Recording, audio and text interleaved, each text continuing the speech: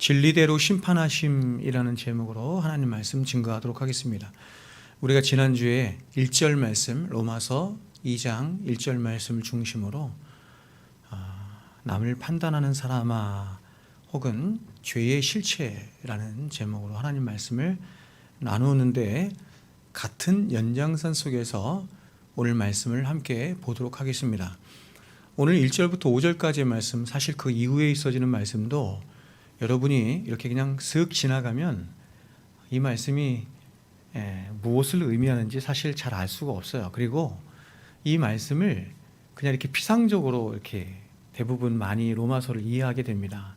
그러니까 로마서에서 진짜 사도 바울이 말하고 싶어하는 그 진리는 알지 못하고 이렇게 왜곡되거나 혹은 피상적이거나 혹은 이렇게 겉에 있는 그런 말씀만 알기가 굉장히 쉽습니다.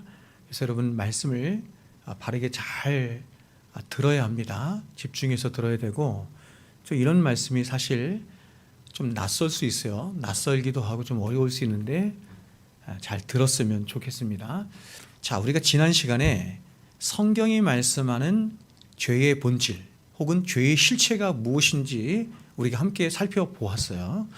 자, 여러분, 보통 사람들, 보통 교회 다니는 사람들이 생각하는 죄라고 하는 것이 제가 지난 시간에도 말씀드린 것처럼 굉장히 국어사전적인 의미로서의 죄라, 혹은 이 세상 사람들이 혹은 세상 사람들이 그냥 합의하여 만들어낸 어떤 죄에 대한 개념을 갖고 있는 경우가 굉장히 많이 있어요.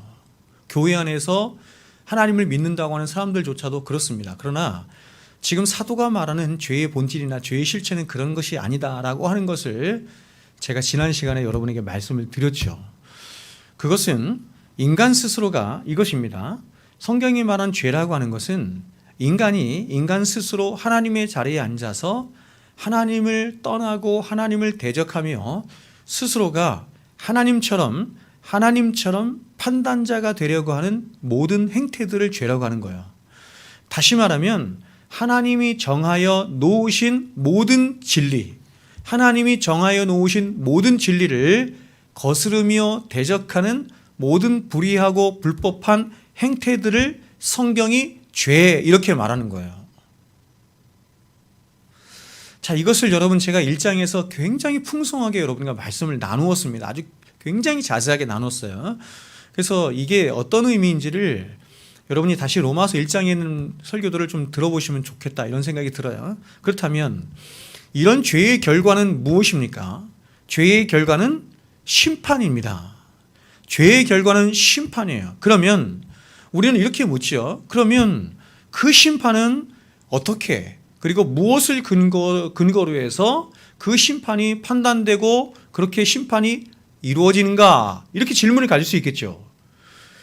그렇게 죄인들에게 이 세상에 하나님의 진노와 하나님의 심판이 내려진다고 한다면 그 심판은 무엇을 근거로 해서 심판이 이루어지는가, 이렇게 물을 수 있잖아요.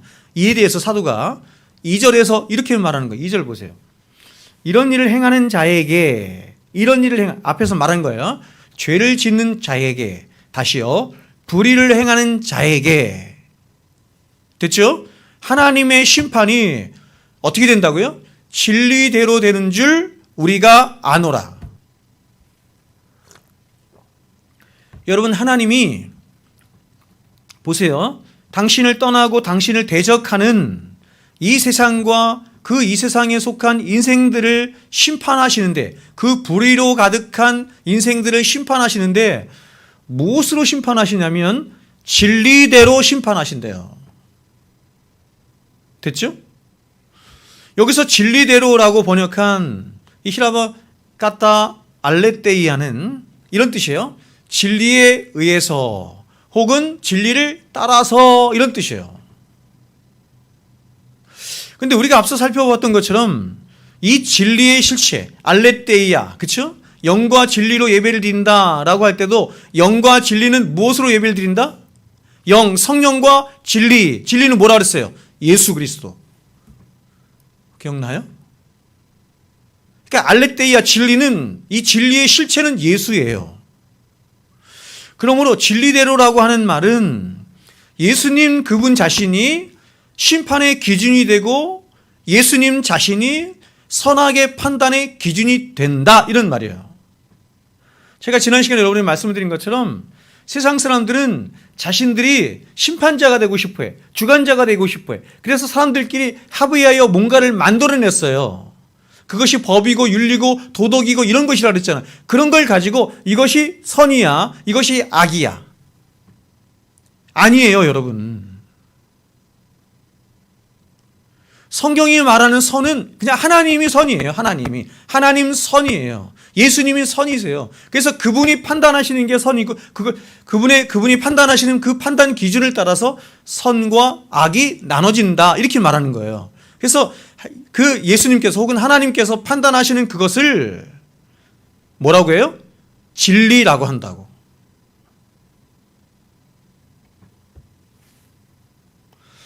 그래서 주님이 이렇게 말씀하신 거예요.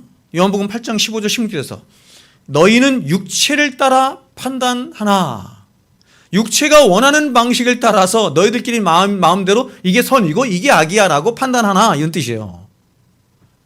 나는 아무도 판단하지 아니하노라. 만일 내가 판단하여도, 보세요, 만일 내가 판단하여도 내 판단이 참되니 이는 내가 혼자 있는 게 아니요 나를 보내신 이가 나와 함께 계심이기 때문이다. 여러분, 진리의 유일한 판단자는, 이상의 유일한 판단자, 재판관 되신 분은 하나님이신데 그 하나님이 나와 함께 하셔서 나의 판단을 하나님께서 하게 하신다, 이런 뜻이죠. 이 말씀이. 그래서 나의 판단이 진리 그 자체다, 이렇게 말씀하신 거예요, 예수님이. 자, 여러분, 예수님은 하나님이시죠. 그런데 하나님이신 예수님은 이 땅에 33년 동안 사시는 동안 하나님의 뜻을 이루시기 위해서 자신의 어떠한 뜻도 나타내지 않고 스스로 판단하지도 않으시며 오직 삼위 하나님 안에 함께 하신 사랑 안에서 성부 하나님을 향한 온전한 순종으로 일관하셨어요.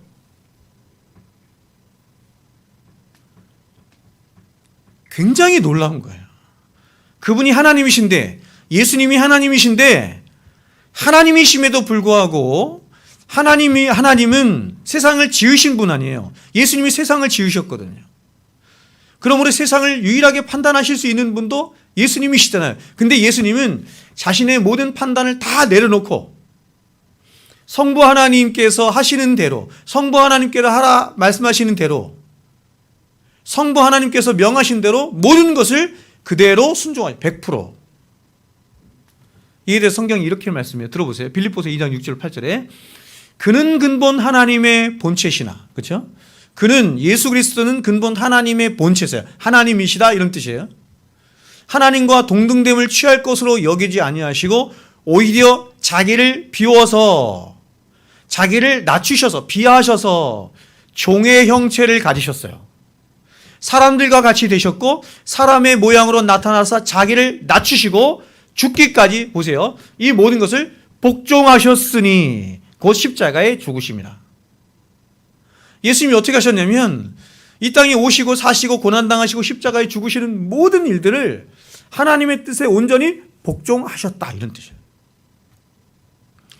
주님도 이에 대해서 스스로 이렇게 말씀하셨어. 이건 이제 사도 바울이 얘기한 건데 주님이 스스로 이렇게 말씀하세요. 요한복음 5장에 이러므로 예수께서 그들에게 이르시되 내가 진실로 너희에게 이르노니 아들이 아버지께서 하시는 일을 보지 않고는, 아들 예수님이 아버지께서 하시는 일을 보지 않고는 아무것도 스스로 할 수 없나니.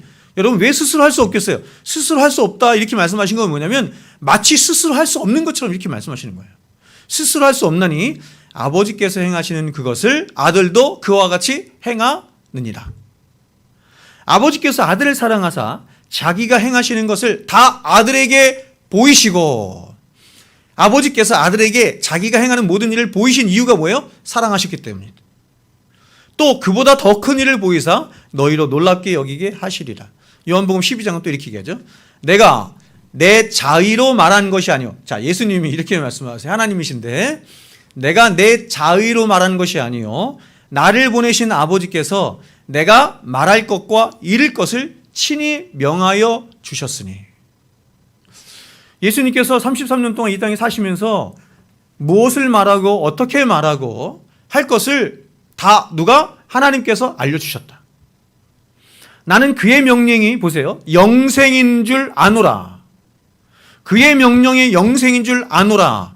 그의 명령이, 그의 말씀이, 하나님의 아버지의 말씀이 진리의 말씀으로 그 진리의 말씀이 바로 영생으로 인도하는 말씀인 줄 내가 아노라. 그러므로 내가 이르는 것은 내 아버지께서 내게 말씀하신 그대로니라 하시니라. 그래서 나는 그 영생의 말씀, 하나님 아버지 하나님께서 하시라 하신 그 말씀만 전해, 이런 뜻이에요.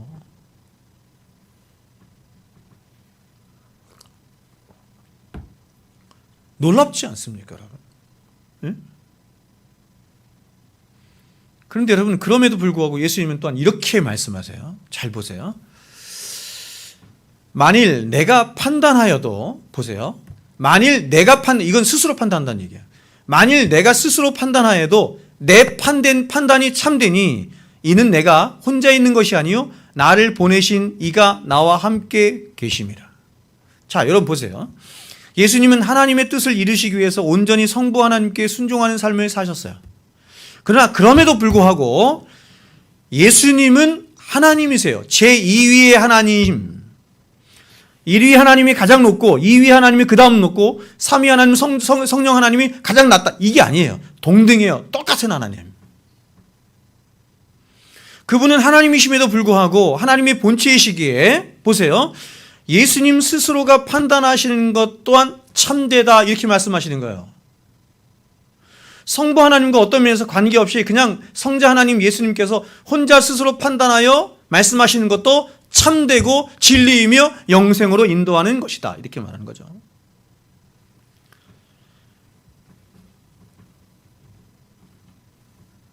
그래서 하나님은, 그런데 그럼에도 불구하고 예수님은 하나님의 말씀에 온전히 순종하는 삶을 사신 거예요. 그러자 그렇게 순종하신 예수님에 대해서 하나님이 어떤 조치를 하셨냐면 그 예수님을 지극히 높여 모든 무릎을 그분 앞에 꿇게 하시고 그 예수님에게 세상을 심판하고 판단할 권한을 주셨다, 이렇게 말하는 거예요. 빌립보서 2장 9절부터 11절 이어지는 말씀이죠. 이러므로 하나님이 그를 지극히 높여 죽기까지 복종하셨으니, 그죠? 죽기까지 복종하시자 하나님께서 어떻게 하셨냐면 하나님이 그를 예수님을 지극히 높여서 모든 이름 위에 뛰어난 이름을 주셨다. 하늘에 있는 자들과 땅에 있는 자들과 땅 아래에 있는 자들로 모든 무릎을 예수의 이름에 꿇게 하시고 모든 입으로 예수 그리스도를 주라 시인하여 하나님 아버지께 영광을 돌리게 하셨느니라.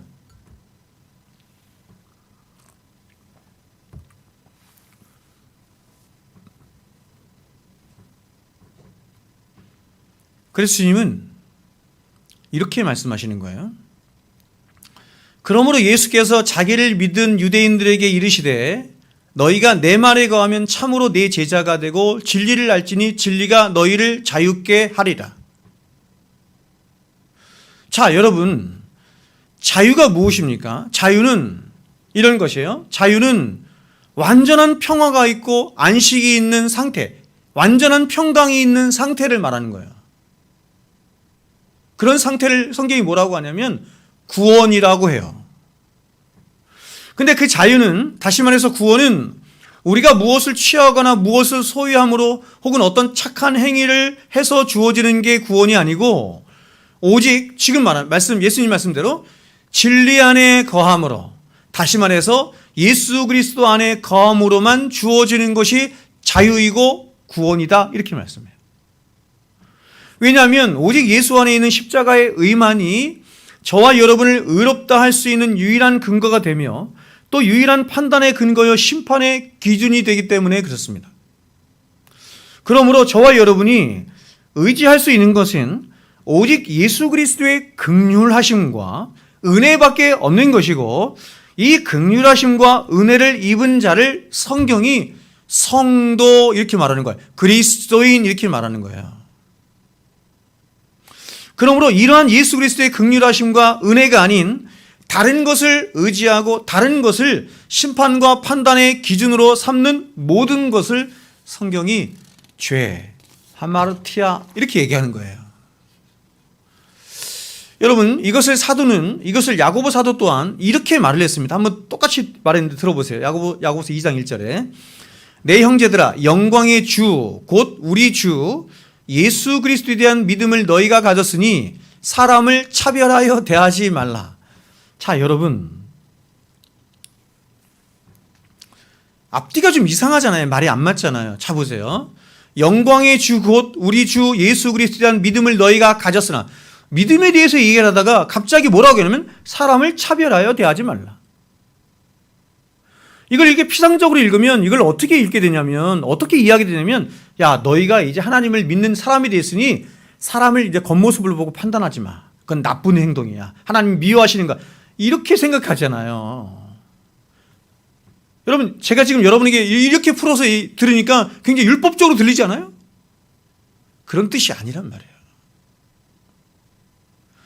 여러분, 여기서 사도가 사람을 차별하여 대하지 말라라고 했는데 옛 개역 성경은 이것을 뭐라고 했냐면 외모로 사람을 취하지 말라 이렇게 얘기했어요. 로마서도 똑같이 얘기하잖아. 사람을 외모로 취하지 말라. 요한복음에서도 말하고. 지금 사도는 두 가지를 비교 대조하여 말하고 있는데 어떻게 하냐면 믿음이라고 하는 것과 외모로 사람을 취하는 것을 비교 대조하여 말하는 거예요. 뜬금없이 너희들 예수 그리스도에 대한 믿음을 너희가 가졌어.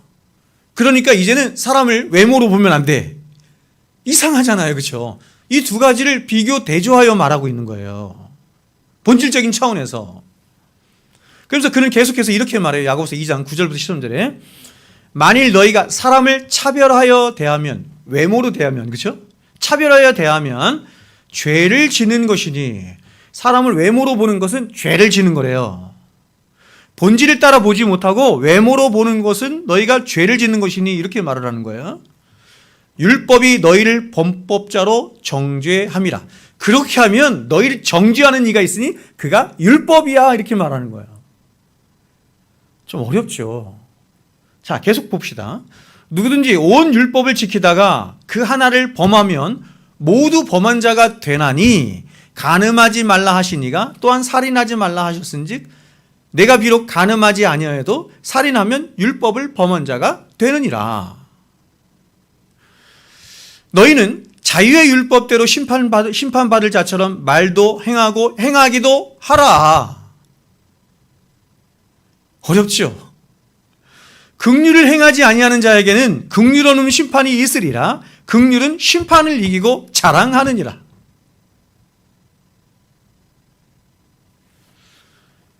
어떤 면에서 이런 야고보서의 말씀은 로마서에 대한 선 이해가 없으면 굉장히 나는 어렵다 이렇게 봐요. 아니면 성경을 이렇게 피상적으로밖에 못 보는 거예요. 율법적으로밖에 해석이 안 되는 거예요. 자, 보세요. 지금 야고보 사도는 모든 인간은 다 하나님 앞에 죄인이야 라고 하는 것을 뭘 갖고 지금 설명하고 있냐면 율법을 가지고 설명하는 거예요. 즉 온 율법을 다 지켜 행하다가도 한 가지만 어겨도 다 어긴 것이나 마찬가지야. 그것이 율법이 가진 정신이야. 이렇게 말하는 거예요. 그러면 이 세상에서 하나님의 율법을 단 한 가지라도 어기지 않은 사람이 과연 있습니까?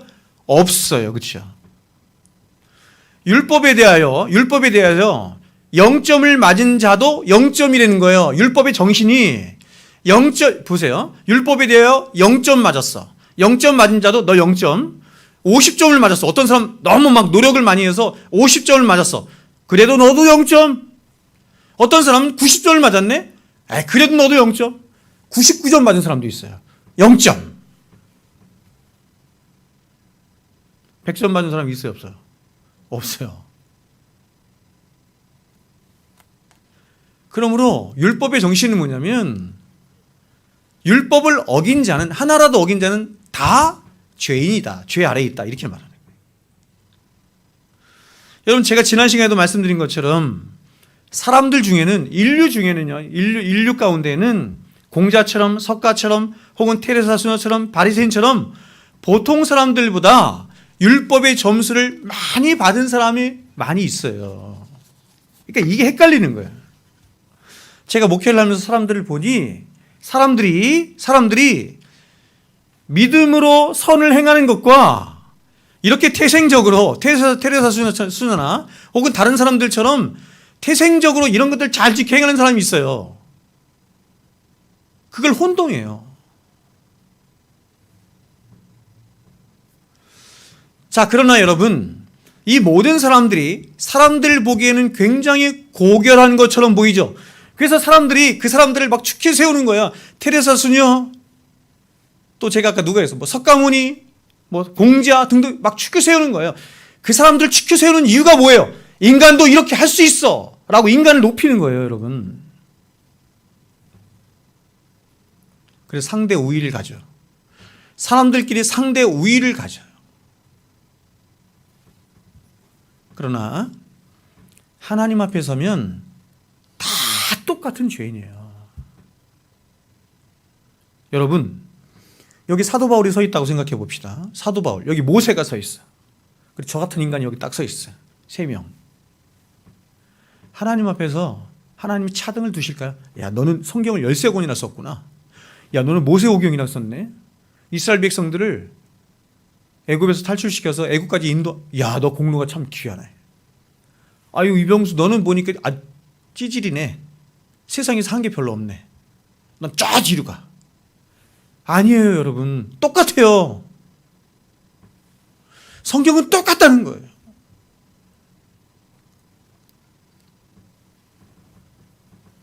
사람들이 보기에는 어떤 사람은 이 사람보다 더 위대하고 더 고결하고 더 정결하고 더 의의가 많은 것처럼 보이지만 하나님 앞에서는 다 어떻다는 거예요? 빵점이에요. 빵점. 제가 빵점이라고 했어요. 오늘날 기독교가 자꾸 사람들에게 점수를 부여해. 5점이라도 갖고 싶어요. 아니 0.1점이라도 갖고 싶어요. 그게 인간의 본성이에요. 인간의 본성. 그래서 기독교가 자꾸 그렇게 변질시켜가. 그렇게 변질시켜가면 기독교의 본질이 이게 다 파괴되는 거예요. 오직 은혜, 오직 믿음, 오직 예수. 그래서 성경이 묻는 거야. 야, 그렇게 너희들 다 빵점인데 빵점들끼리 누가 잘났고 누가 못났고 누가 우위에 있느니 그거 무슨 소용이 있니? 이렇게 묻는 거예요. 그러면 여러분, 인간은 무엇만 붙들어야 돼요? 누구만 붙들어야 돼요? 100점 맞은 사람만 붙들어야 되겠죠? 100점 맞은 사람만 붙들어야 돼요. 그렇다면 여러분, 100점 맞은 분이 누구예요? 예수 그리스도. 613가지의 율법을 완벽하게 100점 맞은 분이 있어요. 그분이 예수님이세요. 제가 여러분에게 말씀드린 것처럼 예수님이 613가지의 율법을 100점 맞기 위해서 아기 예수로 오신 거예요. 아시겠어요? 왜냐하면 율법은 태어나는 그 순간부터 율법이 매겨지기 시작하거든. 8일 만에 할례를 받아야 되거든요. 그러니까 아이가 좀 자라면 이제 비둘기를 가지고 가서 제사도 드려야 되고 율법이 계속 있어요. 그래서 예수님이 아기 예수로 오셔야만 했던 거예요.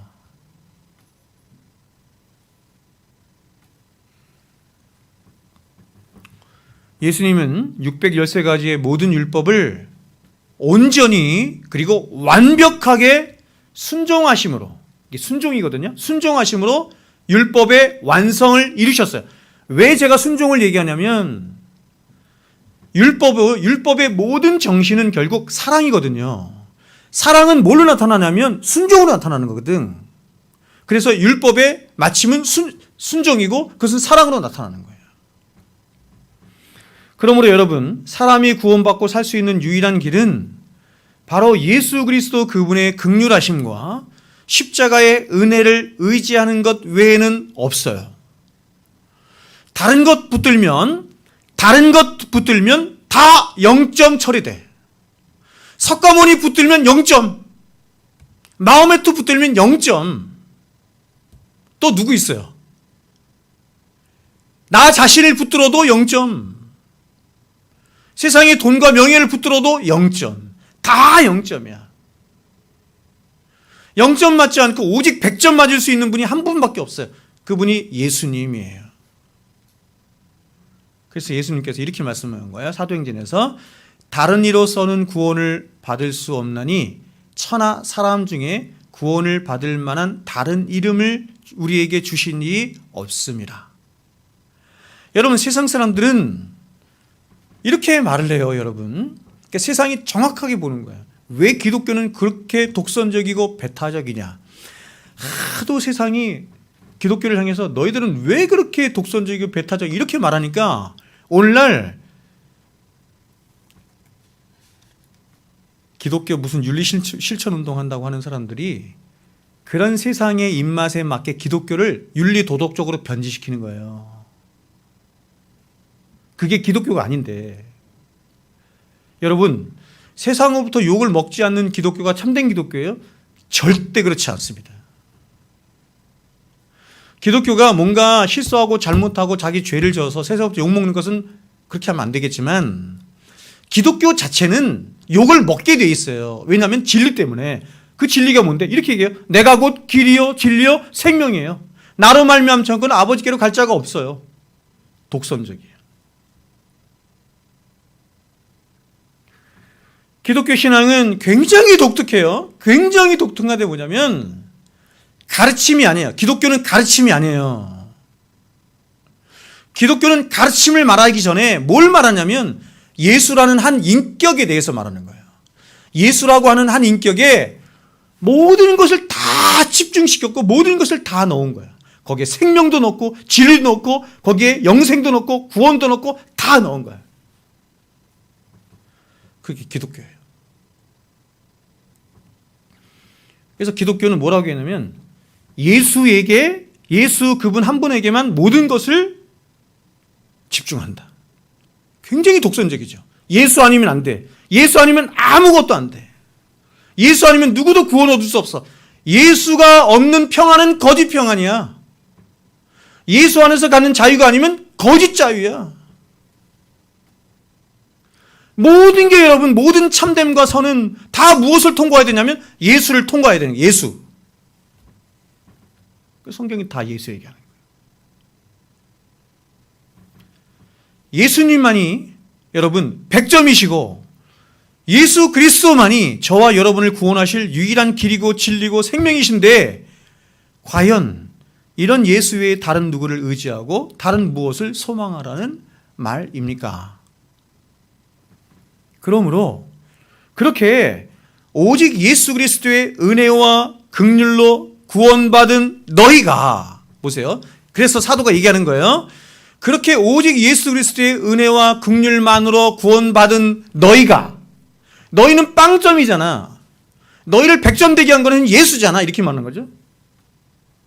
그런 너희가 마치 다른 사람과 너희가 다른 것처럼, 마치 다른 사람과 너희를 구별할 수 있는 것처럼, 누가 그랬어요? 바리새인. 그런 것처럼 누군가를 너희가 판단자의 위치에 서서 다른 사람을 판단하고 정죄하는 그런 일이 너희들에게 가당키나 한 일이냐? 이렇게 묻는 거예요. 여기까지 됐어요? 그래서 자, 이제 3절 넘어가는 거예요. 그래서 3절을 보시면 사도의 경고가 더욱 강화되어 나타나는 거예요. 3절 같이 한번 읽어보겠습니다. 읽습니다. 로마서 2장 3절 시작. 이런 일을 행하는 자를 판단하고도 같은 일을 행하는 사람아, 내가 하나님의 심판을 피할 줄로 생각하느냐? 자, 여러분, 지금 사도가 말하고 있는 논리는 예수가 아닌 눈에 보이는 인간들의 행실을 따라 선악을 판단하고 사람을 정죄하는 사람들은 결국 그들이 악한 자라고 심판을 해버린 자들과 결국은 똑같은 자다, 이렇게 말해요.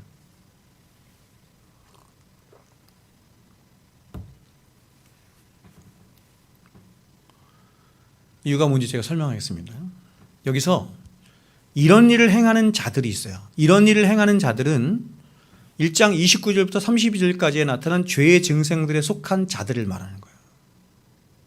자, 1장 한번 보세요. 1장 29절부터 32절까지 굉장히 많죠? 곧 모든 불의, 추악, 탐욕, 악의가 가득한 자요, 시기, 살인, 분쟁, 사기, 악독이 가득한 자요, 수군수군한 자요, 비방하는 자요 등등등등 이렇게 쭉 나오죠. 이게 뭐냐면 하나님을 향한 불의, 죄로 말미암아 나타난 증상들이에요. 여러분, 하나님을 향한 불의가 뭐라 그랬어요? 스스로 하나님의 자리에 앉아서 스스로 하나님이 돼서 하나님 행세를 하려고 하는 모든 행태들, 그런 죄로 말미암아 나타난 죄의 증상들이 29절부터 32절까지예요. 이해하시겠죠? 그런데 그런 일을 행하는 자들을 보면서 야, 너는 지옥 백성이야 라고 판단하고 정죄하는 그 사람은 또 어떤 사람이죠? 똑같은 일을 범하는 거잖아. 왜냐하면 자기도 하나님 자리에 앉아가지고 자기가 무슨 판단하고 결정할 수 있는 판단자나 결정권자나 심판자도 아니면서 그렇게 판단하고 심판한 자로 서 있다는 것 자체가 아까 29절부터 32절에 나타난 그 사람들하고 똑같다는 거예요. 그런 너 또한 하나님 앞에 판단과 심판을 면할 길이 없다. 행태만 다른 거예요. 29절부터 32절은 윤리 도덕적인 면에서 굉장히 타락하고 나쁜 것들을 말하는 거잖아요. 그렇죠? 그런데 지금 남을 판단하는 사람은 어떤 사람이냐면 오히려 종교적으로나 윤리 도덕적으로 바리새인처럼 굉장히 탁월한 사람이에요.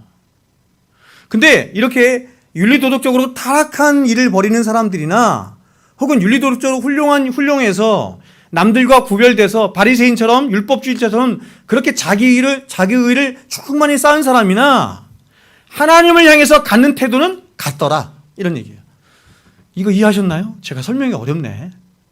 이해하셨어요?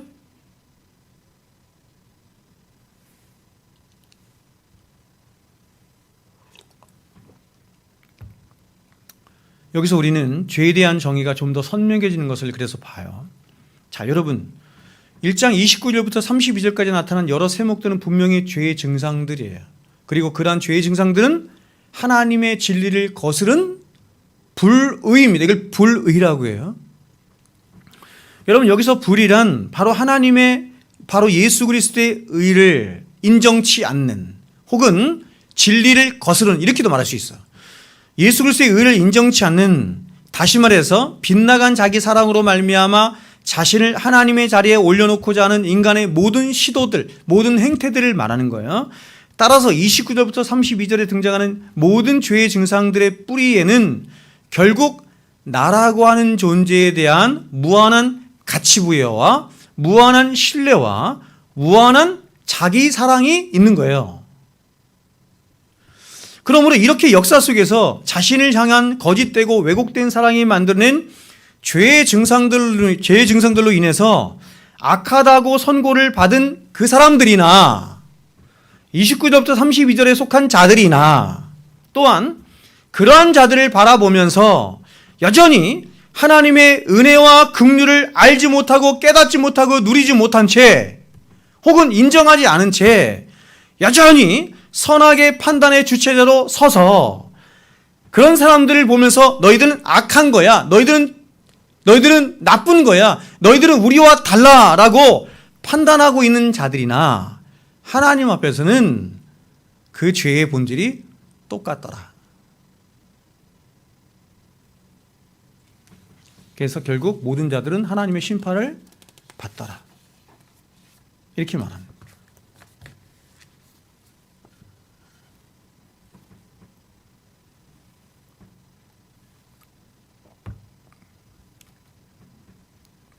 그런데 여러분, 이런 와중에 예수의 공로와 은혜를 의지하며 사는 자들이 생긴 건데 그들이 바로 성도들이에요. 이게 기독교예요. 오늘 본문 4절은 이러한 성도됨의 근거가 무엇인지 사도가 이렇게 말합니다. 4절 보겠습니다. 같이 읽습니다. 시작. 혹 내가 하나님의 인자하심이 너를 인도하여 회개하게 하심을 알지 못하여 그의 인자하심과 용납하심과 기 참으심이 풍성함을 멸시하느냐. 야, 너희가 구원받은 것은 오직 주의 긍휼 때문이거든. 오직 예수 그리스도의 십자가의 은혜 때문이거든. 너희들은 다 빵점이거든. 예수님이 다 100점 채워준 거야. 그래서 너희가 구원받은 거야. 근데 그런 예수 그리스도의 은혜와 긍휼하심을 멸시하니? 이렇게 묻는 거죠. 지금 사도는 우리를 성도되게 한 진짜 원인이 뭐냐면 바로 저와 여러분이 우리 안에 죄를 보고 회개의 자리로 나가고 있었던 이유가 뭐냐면 하나님의 인자하심 때문이었다. 이렇게 말하는 거예요.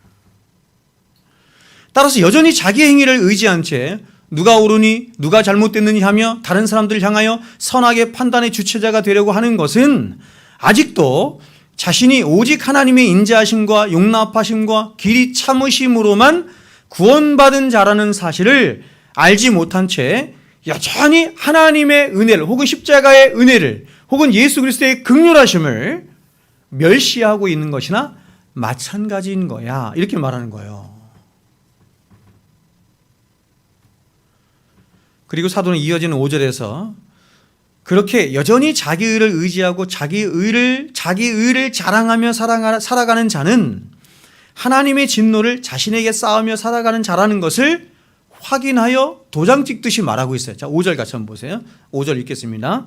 다만 내 고집과 회개하지 아니한 마음을 따라 진노의 날 곧 하나님의 의로우신 심판이 나타나는 그날에 임할 진노를 내게 쌓는도다. 당연하겠죠, 여러분. 이런 사람들의 가장 중요한 특징이 뭐냐면, 여러분 쳐보세요. 이런 사람들의 가장 중요한 특징이 지금 뭐라고 얘기하고 있어요?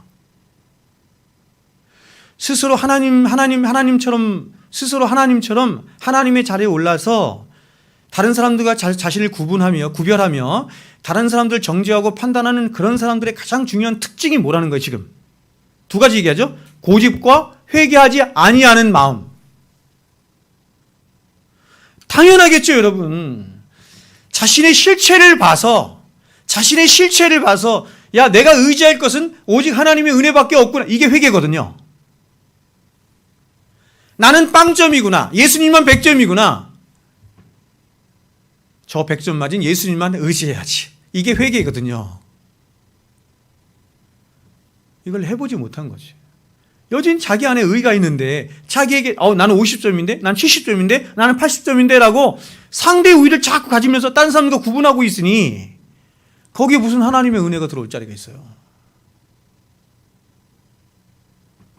그래서 그런 자들에게는 진노의 날, 마지막 심판의 날에 하나님의 진노를 쌓는다. 이렇게 말하는 거예요.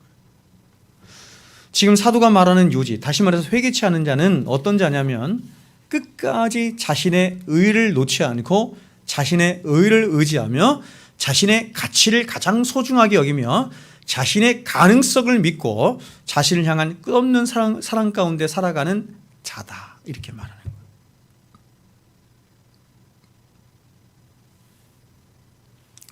회개는 성경이 말씀하는 회개한다 이러잖아요.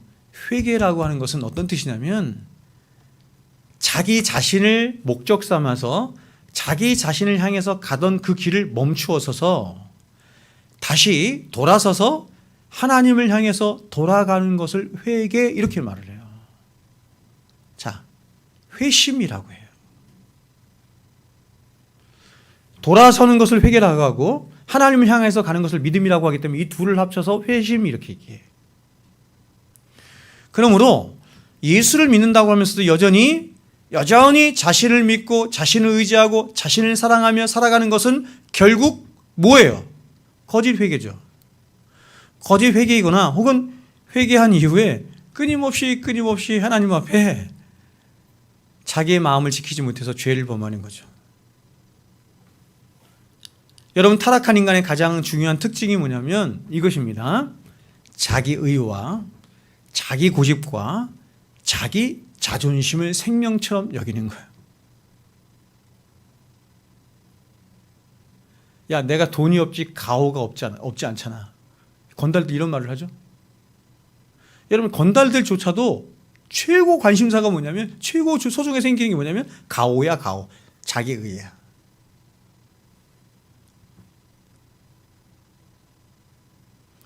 부부관계든 친구관계든 교회에서 성도 간의 관계든 혹은 하나님과의 관계든 자기 자존심이 무너지잖아요. 그 관계 끝. 인간의 의가 얼마나 무섭냐면 하나님, 당신이 내 자존심 건드려? 이제 당신하고 끝이야. 이렇게 해요.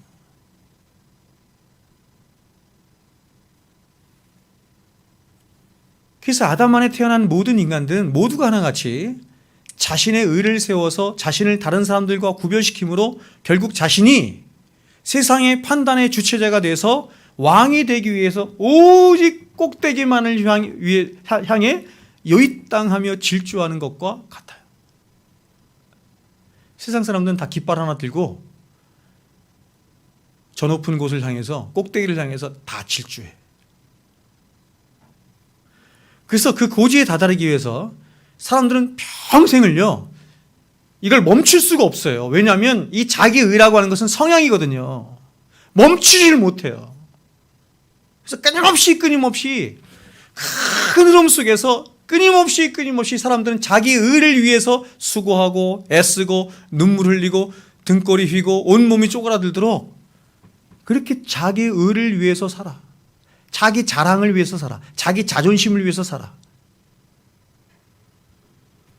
그러다가 결국 그 의 때문에 평생을 어떻게 사냐면, 의 때문에 그렇게 자기를 위해서 사는 뿐만 아니라 그 의 때문에 너무나 많은 사람들을 밟고 해치고 무너뜨리면서 살아요. 그러니까 여러분, 이 의가 어떤 결과를 놓냐면 인생을 무가치하게 만들 뿐만 아니라 더 나아가서 다른 사람들을 해쳐요. 내 의를 쌓으려고 하면, 세상은 내 의를 쌓으려고 하면 다른 사람을 밟지 않고는 일어설 수가 없는 거거든. 더 나아가서 그렇게 자기 의를 쌓는 것 자체가 하나님의 의를 멸시하는 것이기 때문에 진노가 쌓여지는 거예요. 하나님의 진노가. 그러므로 여러분, 인간은 굉장히 비참한 거예요. 결국 자기 의 안에서 태어나서 자기 의를 추구하며 평생을 등골이 휘고 아무런 가치 없는 인생을 살면서 다른 사람 해치고 다른 사람도 밟고 다른 사람들을, 그렇죠? 그렇게 하면서 살면서 자기에게는 진노 쌓아서 결국 멸망으로 가는, 그게 비참한 인생의 일상을 살아가는 모든 인간의 실존이에요.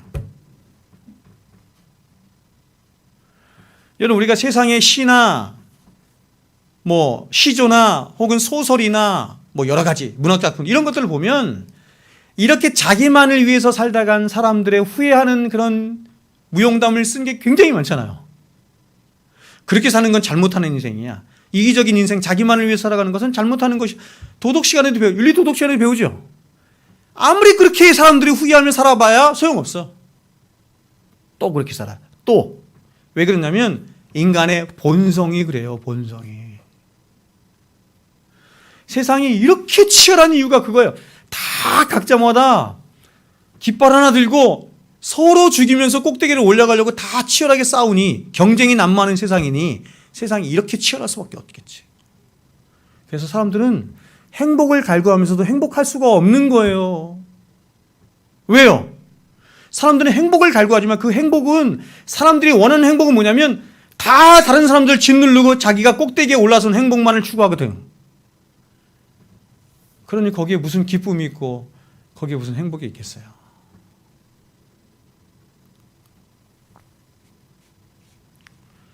여러분, 왜 사람들이 그토록 명품을 사고 싶어 하는지 아십니까? 여러분, 명품의 의미가 무엇이에요? 명품은 정말 돈 값어치만큼이나 효용이나 활용도나 디자인에 앞서기 때문에 명품이 되는 것은 아니에요. 명품이 아니고서도 가성비 높은 제품들이 얼마든지 많이 있습니다. 근데 사람들은 그 명품 하나 사기 위해서 수백만 원씩 돈을 지불하고 그 명품 하나 사기 위해서 다른 많은 것들을 포기하기도 해요. 그럼 왜 사람들이 그토록 명품을 사려고 할까요? 그것은, 명품을 사는 것은 이렇게 생각해요. 명품을 사는 것은 다른 사람들과 구별된 나를 사는 것이다. 혹은 나를 세우는 것이다. 이렇게 생각하기 때문이에요.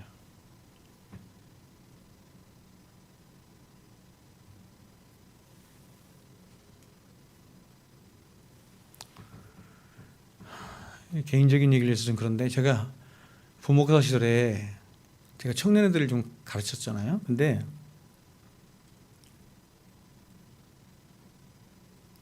청년 중에 좀 나이가 많은 여자 청년이 있었어요. 근데 그 청년애가 명품 가방을 갖고 있더라고. 근데 제가 걔를 알잖아. 혼자 직장 생활하면서 어렵게 살아요. 부자가 아니야. 가난하게 살아. 이게 월세 살면서 되게 어렵게 사는데 명품 가방을 갖고 있는 거야. 그래서 야, 너는 이렇게 비싼 명품을 갖고 있느냐? 이렇게 물었더니 걔가 이런 얘기를 하더라고요. 걔가 교회 성가대원이에요. 교회 성가대원. 이 성가대는 아주 이 약간 좀 그런 사람들만 좀 모여 있는 데가 대부분 교회마다의 성가대야. 근데 여러분 그 성가대에 자기가 들고 있는 명품백을 안 들고 있는 사람들이 한 명도 없대요. 그 지역이 좀 그런 지역이야. 그래서 자기도 성가대를 하려면 명품백을 살 수밖에 없다는 거지. 자기 자존심과 자기 의를 뭐가 세워주는 거야? 명품백이 세워주는 거야.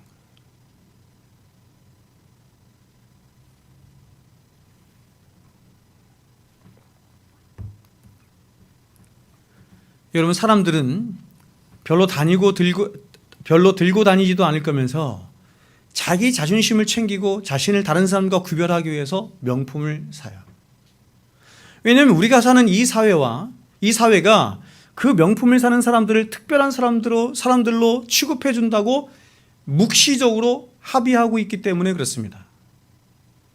그 사람들은 그런 자신의 의를 챙기고 자신의 자존심을 챙겨서 다른 사람들과 자신을 구분짓기 위해서 등골이 휘도록 일을 해서 자기의 분수도 안 맞는 명품을 사는 거예요. 그러면 여러분 명품을 사지 못하는 사람들은 어떻게 할까요? 보세요. 명품을 사지 못한 사람들은 어떻게 하냐면 그들은 다른 방식으로 자신의 자존심과 의를 챙겨요. 어떤 식으로 챙기냐면 명품을 사는 사람들을 비난하는 것입니다. 저도 많이 비난했는데 제가 청년부 가르칠 때 청년부 애들한테 제가 딱 대놓고 얘기했거든요. 너희들 명품 사지 마. 명품 사는 게 죄야.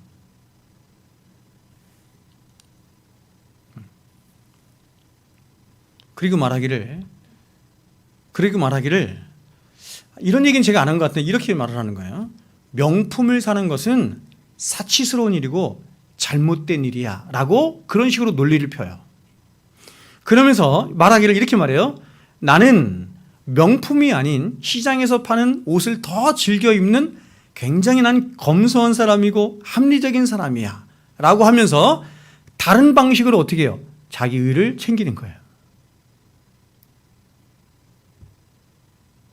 세상에서 많이 배운 사람이 있어요. 높은 자리에 있는 사람이 있어요. 그럼 가난하고 못 배운 사람들은 어떻게 하면 그 사람들 막 비난해. 굉장히 여러 가지 막 논리로 세상적인 논리로 막 비난해. 그리고 말하기를 상대적인 나를 뭐라 하냐면 나는 저 사람들처럼 저렇게 많이 배우고 높은 자리에 있지는 않지만 나는 마음은 착해. 이게 사람인 거예요. 어떤 식으로든 자기 의를 챙기려고 하는 거죠. 어떤 식으로든 자기를 구별시키는 거예요. 제가 이 말씀 주면서 많이 반성했습니다. 많이 반성했네. 나도 알지 못하는 사이에 제가 많이 그랬더라고. 여러분 어떤 면에서 성도의 신앙생활의 핵심이 뭐냐면 자기의 의를 죽이고 하나님의 의가 자기 안에서 왕노릇하도록 하는 거예요. 하나님의 의를 다르지만 이렇게도 말할 수 있어요. 하나님의 은혜 이렇게 말할 수 있어요. 의라고 하는 것은 이 짜다크라고 하는 것은 관계적인 걸 말하는 거예요. 하나님과의 관계가 바로 되도록 하는 것을 말하는 것이고 은혜는 그렇게 하나님과의 바른 관계 속에서 베풀어 주시는 하나님의 호의를 말하는 거예요. 좀 다르지만 같이 사용할 수 있어요. 여기서 자기 의를 죽인다는 말은 자기 부인의 삶을 말하는 것이며 반대로 하나님의 의를 세운다는 것은 자신의 십자가를 지고 예수를 쫓는 거예요. 그래서 이 둘을 합쳐서 예수님께서 이렇게 말씀하셨어요. 아무든지 나를 따라오려거든 자기를 부인하고 날마다 자기 십자가를 지고 나를 쫓을 것이니라. 여러분, 사도는 이스라엘이 하나님의 생명에서 떠난 이유를 이렇게 로마서에서 말합니다. 한번 들어보세요. 로마서 10장에 형제들아 내 마음에 원하는 바와 하나님께 구하는 바는 이스라엘을 위함이니. 자, 보세요. 사도 바울이 이스라엘 사람이잖아요. 히브리 사람이잖아요. 근데 지금 히브리 백성들을 불쌍히 여기면서 생각하면서 이스라엘 민족이 왜 망할 수밖에 없었는지 그 이유를 말하는데 이렇게 말하는 거예요. 곧 그들로 구원을 받게 하려 해라. 그들이 구원받았으면 좋겠어. 간절한 마음이에요. 근데 그들이 왜 멸망했냐면 이렇게 말해요. 내가 증언하노니 그들이 하나님께 열심히 있었으나. 하나님께 열심히 있었어요. 그 하나님께 열심히 있었던 대표적인 인물이 누구예요? 사도 바울. 바울은 세상에서 자기가 하나님을 가장 사랑한다고 생각했어. 하나님께 열심히 있었으나 보세요. 왜 멸망했냐면 이렇게 말합니다. 올바른 지식을 따른 것이 아니니라. 올바른 지식을 따르지 않았어요. 뭘 따르지 않았다? 진리를 따르지 않았다.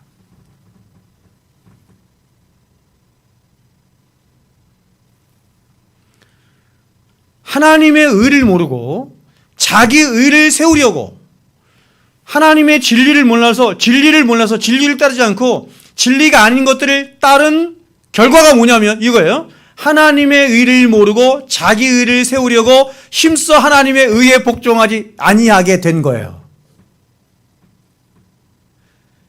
히브리 사람들이 그렇게 살았어요. 대표적인 게 누구예요? 바리새인들이에요. 서기관들이에요. 율법사들이에요.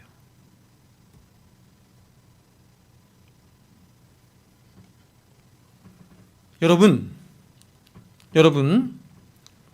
우리가 신앙생활을 할 때 열심을 낸다고 무조건 좋은 게 아니야.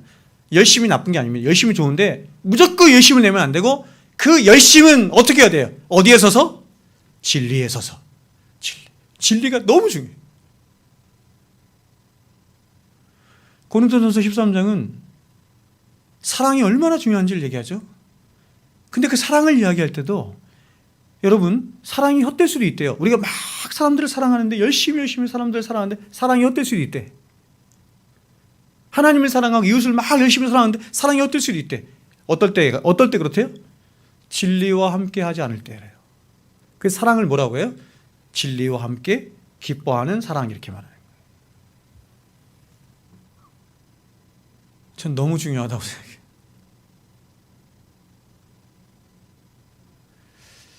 그래서 여러분, 굉장히 무서운 말씀 아닙니까? 하나님께 열심히 있는데 올바른 지식, 진리를 따르지 않으니 이들이 어떻게 했냐면 구원을 못 받았어요. 구원을 못 받았다니까요. 오늘날 사람들은 진리를 가볍게 생각해. 그리고 다 뭐라고 생각하냐면 교회에 가면 다 진리가 있다고 생각해. 성경을 목사가 이렇게 끼고 읽으면 다 진리를 전한다고 생각해. 여러분, 저는 이렇게 생각해요. 뭐냐면 하나님의 말씀인 진리의 말씀을 전하는 데 있어서, 가르치는 데 있어서 뭔가 비본질적인 부분은 좀 의견의 차이가 있을 수 있다고 생각해요. 그리고 조금 잘못 전할 수도 있다고 생각해. 괜찮아. 우리를 구원하는 복음에 대한 이 진리의 문제에 있어서 잘못되면 큰일 나는 거거든요. 그게 너무 많아. 문제는 뭐냐면 그게 너무 많다는 거예요.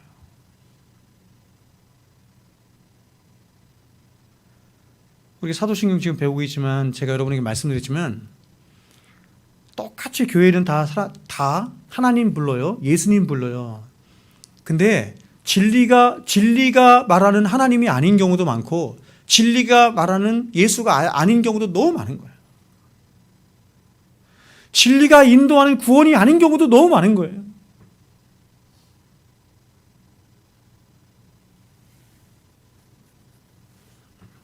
제 마음을 아시려나?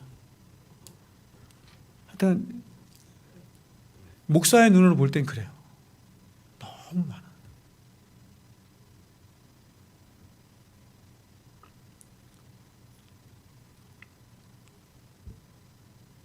제가 우연히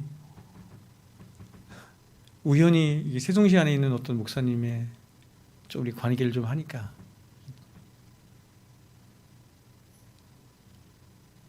그 목사님이 제가 이렇게 설교를 우연히 듣게 됐어요. 주일날 한 25분 하시더라고, 설교를. 잘 안 듣는데 우연히 이렇게 듣게 됐어요. 근데 들으면서 제가 좀 끝까지 한번 듣고 싶었어. 너무 기가 막힌 건 뭐냐면 성경을 읽고 25분 중에 20분을 한국전쟁부터 시작해서 뭐 세계 군사력이 어떻고 우리나라 군사력이 어떻고 계속 이런 얘기만 하는 거야. 그러면서 그런 가운데 하나님이 보여주고 뭐 이런 얘기만 하는 거야. 그러다가 25분을 거의 소비하고 다 끝내더라고. 한 25분도 짧아 죽겠는데 그 25분마저도 그렇게 하고 끝내더라고.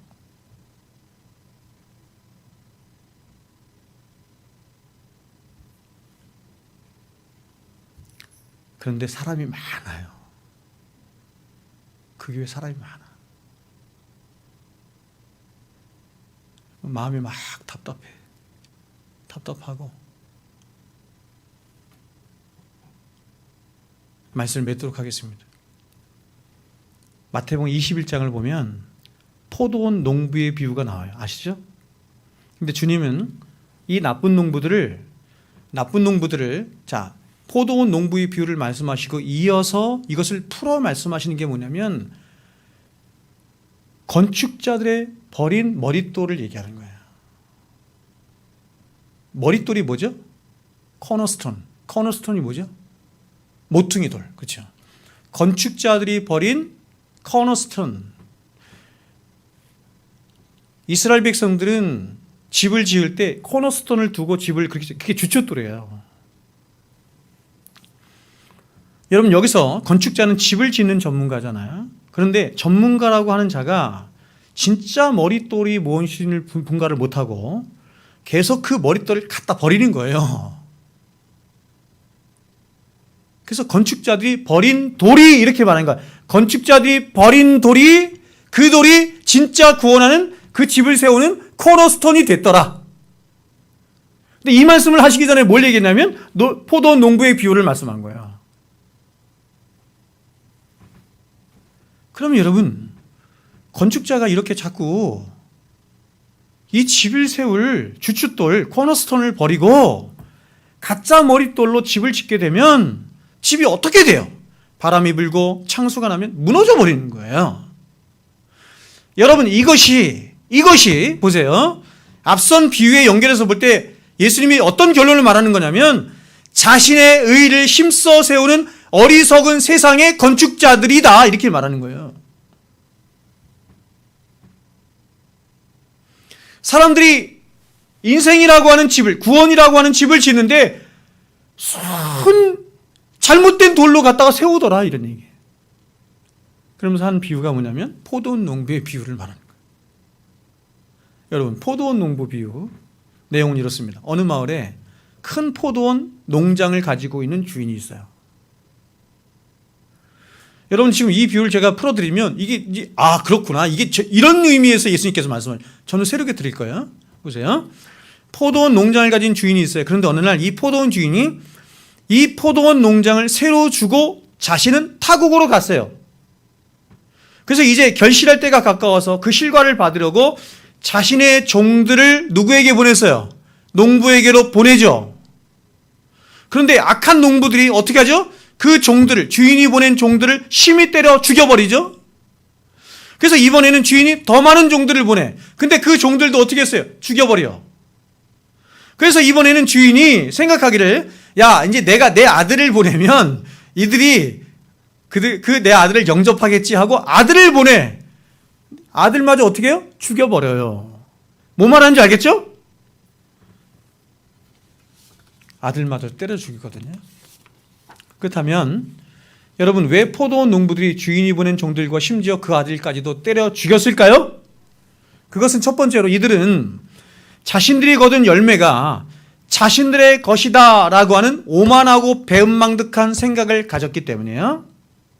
이 당시 이브리 사람들에게 세를 준다는 것은 고용하는 겁니다. 고용의 의미가 있는데, 그러니까 이 농부들은 주인에게 고용이 된 거예요. 그러므로 이 농부들은 주인이 주는 상만 챙겨야만 하는 것인데, 이들은 주인이 자신들에게 땅을, 그쵸? 이렇게 새로 준 것을, 그 주인의 은혜는 잊어버리고, 고용해 준 것은 잊어버리고, 여러분, 포도원 그 비유도 비슷한 거잖아요. 포도원 지기가 놀고 있는 사람들을 불러준 것 자체가 은혜잖아요. 똑같은 거예요. 배은망덕하게 주인의 열매를 탐한 거예요. 그래서 이들은 그 욕심으로, 즉 자신이 주인이 되려고 하는 그 욕심으로 말미암아 주인이 보낸 종들을 때려 죽인 것이고, 더 나아가서 포도원까지 차지하기 위해서 아들까지 죽여버리는 거예요. 아들이 누구예요? 예수님. 종들은 누구죠? 선지자. 여러분, 지금 이 비유는 누구에게 말씀하시는 거냐면, 여러분 마태복음 찾아보세요. 바리새인들에게 하시는 말씀이에요. 바리새인들. 여러분, 바리새인들은 어떤 사람들이냐면, 바리새인의 의라고 하는 말이 있을 정도로 이 인간의 의를 대표하는 사람이 바리새인이에요. 그들은 평생을 자신의 의를 챙기기 위해서 율법을 지켰고 절기를 지켰고 모든 착한 행실들을 했어요. 제가 말씀드린 것처럼 일주일에 2번씩 금식했다니까. 2번씩 금식하면서 그 돈을 아껴서 가난한 사람들에게 나눠줬어요. 그리고 그렇게 쌓은 자신의 의로 다른 사람들과 자신을 분리시켰어. 그래서 분리하다, 바리새라는 말이에요. 분리할 뿐만 아니라 또 그런 사람들을 어떻게 했냐면 판단하고 정죄했어. 그래서 성전에 올라온 바리새인이 기도를 하면서 그렇게 기도해요. 자기 의로 충만해서 꼿꼿하게 서가지고 목 꼿꼿하게 세우고 하나님 앞에 기도를 하는데 이렇게 기도를 하는 거예요. 하나님, 나를 이 바리새인, 이 세리와 같지 않음을, 내가 이 세리와 같지 않음을 인하여 하나님 앞에 감사합니다. 이렇게 얘기해요.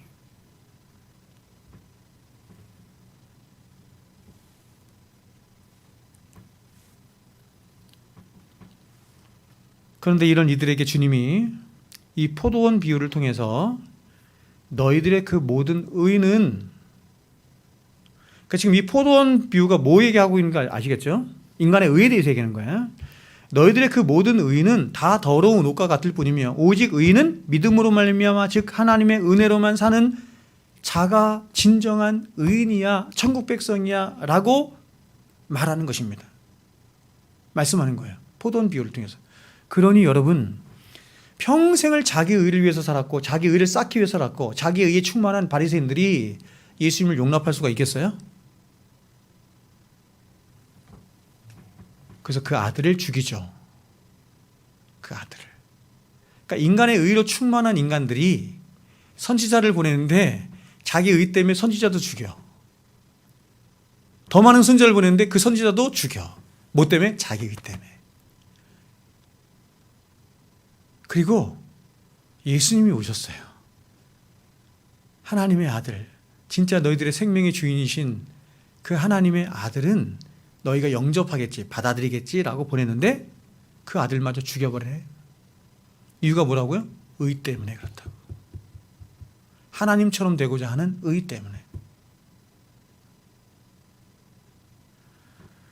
제가 여러분에게 여러 번 말씀드리지만 보세요. 오직 은혜잖아요. 오직 은혜 좋아요, 안 좋아요? 이런 말이 있거든요. 다 공짜야. 그러니까 목사님들이 설교를 할 때 오직 은혜를 얘기하면서 하나님이 다 공짜로 주셨어요. 얼마나 감사해요. 하나님 앞에 감사합시다. 찬양합시다. 이렇게 얘기하거든. 오직 은혜라는 말은 굉장히 무서운 말이에요, 여러분. 왜냐하면 오직 은혜를 얘기하려면 이 얘기는 이거거든요. 예수님만이 100점이야. 예수님만이 100점이야. 이 얘기하려면 뭘 얘기해야 돼요? 너희들은 빵점이야. 이 얘기를 해야 되거든. 너희들은 빵점이야. 너희들은 전적으로 부패한 자들이야. 전적으로 무능한 자들이야. 너희들의 의는 다 더러운 옷과 같아. 여러분 지금 이 얘기하지 않고 너희들은 빵점이야. 이 얘기하지 않고 야, 하나님이 너희들에게 선물로 주셨어. 다 공짜야. 이거는 받아들이기 좋아해요, 사람들이. 그래서 복음이 변질되는 거야. 어떻게 변질되냐면 사람의 의도 어느 정도 인정해주고 그것도 세워주면서 하나님의 은혜도 함께 말하는, 그걸 뭐라고 해요 여러분? 그런 신학을 뭐라고 해? 그게 알미니안 신학이에요 여러분. 펠라기우스 신학이고 세미펠라기우스주의고 소키누스주의고 다 이런 거야. 인본주의 신학이라니까요. 제가 제 목회를 이렇게 돌아보면서 왜 이렇게 나는 목회가 어려울까? 왜 이렇게 나는 많은 사람들이 오지 않을까? 그리고 사람들이 왔다가 다 떠날까? 이 생각을 내가 많이 했는데 가장 중심에 뭐가 있냐면 은혜의 복음을 전하기 때문이야.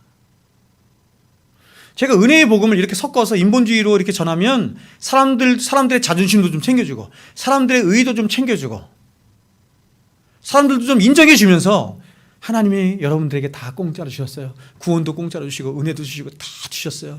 얼마나 하나님 감사합니까? 박수합시다. 이러면 다 좋아해. 그게 좋아요? 근데 너희들의 의는 다 거짓이야. 더러운 옷과 같아. 그래서 우리는 하나님밖에 의지할 게 없어요. 예수님만 100점. 이렇게 얘기하면 여러분 보세요. 진짜 하나님의 백성들은요, 그걸 너무너무 감격해요. 때로는 불쑥불쑥선한 자기 의 때문에 아프고 찌르고 하지만 그런 하나님의 은혜가 얼마나 자기를 안전케 하고 자기를, 그렇죠? 충만케 하고 자기를 생명으로 인도하는 그 복음이라고 하는 것을 알아서 진짜 하나님께 영광을 돌리며 살아. 하나님의 영광을 위해서 살고 싶은 마음이 불쑥불쑥 그 은혜의 복음 안에서 쏟아난다.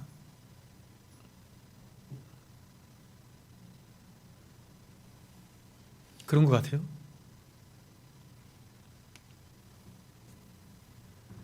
여러분, 하나님은 당신이 창조하신 이 역사 속에서 저와 여러분이 하나님의 은혜를 알고 기뻐하며 그 은혜를 찬송하라고 역사의 주인 되신 하나님이 역사라고 하는 것을 지금 포도원 비유 말한 것처럼 잠시 새를 내어주신 거예요.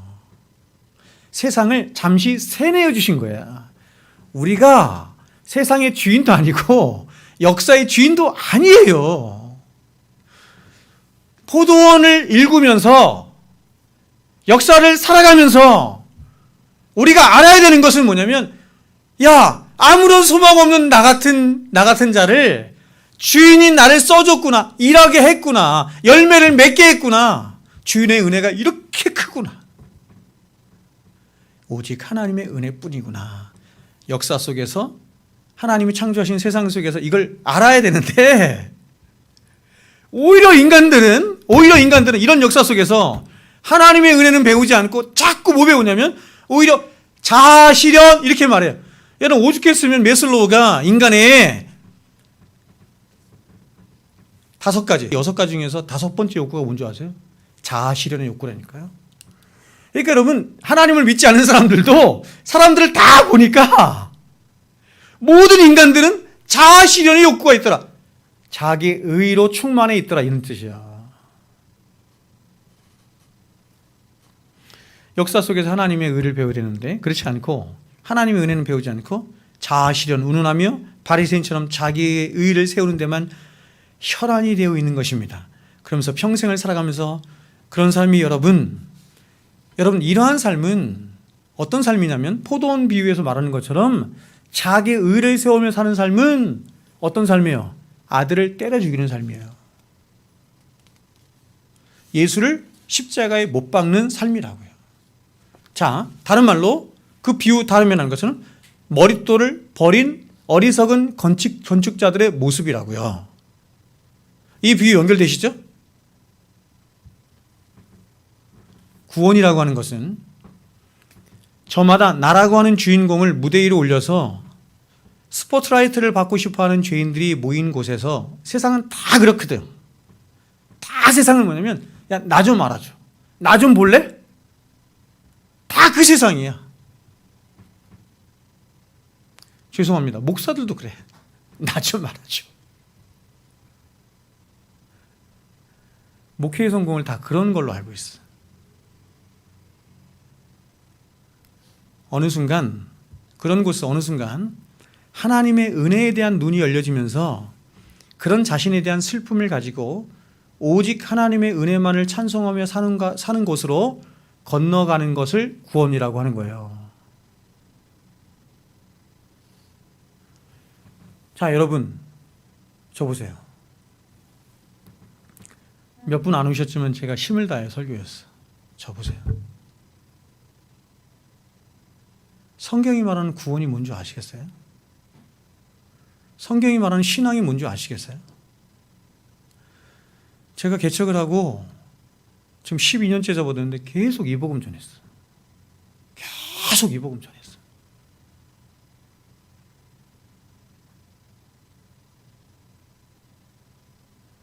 오늘날 기독교는 이 복음과 거꾸로 가고 있어요.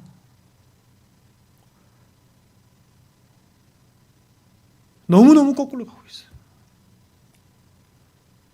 기독교가 말하는 복음이 은혜의 복음인데 교회들마다 은혜의 복음을 이야기하거든요. 복음을 이야기하는데 제가 아까 말씀드린 것처럼 그 은혜의 복음이 사람들이 말하는 은혜의 복음이 아니에요.